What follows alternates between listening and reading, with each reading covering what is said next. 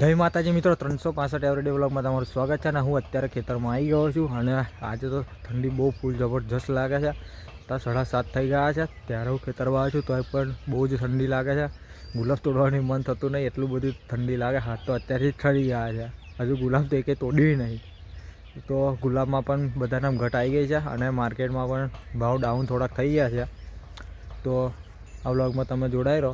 આપણે માર્કેટમાં જઈને પછી તમને ભાવ એવું કહું.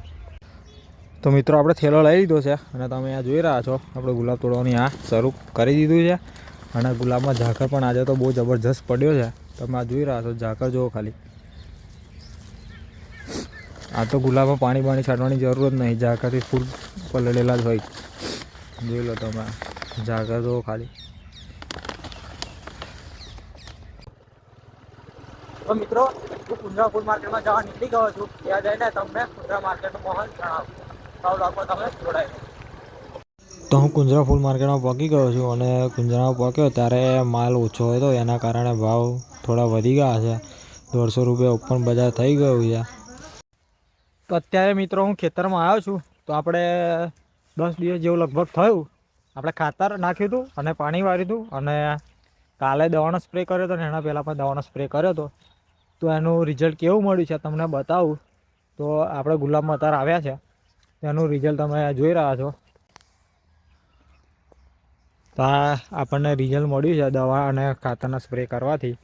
અને આમાં કંઈક થોડો એવો પ્રોબ્લેમ છે, તમને બતાવું. તો એના જીવાતના લઈને છે કે પછી આ ઠંડી વધારે એકદમ ચાલુ થઈ એને લઈને છે, એ થોડી સારી મને ખબર પડી નહીં. તો તમે અહીંયા આ જોઈ રહ્યા છો, જ્યાં ફૂટ છે તે કૂંકળાઈ જાય છે. આ જીવાતની અસર હોય કે પછી ઠંડીની અસર હોય એ કન્ફર્મ આપણને ખબર નહીં. તો આપણે યોદ્ધાને દવાનો સ્પ્રે કર્યો કાલે, તો એમાં કદાચ રિકવર થઈ જાય. તો આપણે તમારામાં પણ આવો પ્રોબ્લેમ હોય અને મારામાં જો રિકવર થાય તો તમે જે મેં દવાનો સ્પ્રે કર્યો કાલે, જે વ્લોગમાં મેં તમને બતાવી એ દવાનો સ્પ્રે કરી દેજો. તો આવું થાય છે પ્રોબ્લેમ. જુઓ તમે, આ રીતનો પ્રોબ્લેમ છે.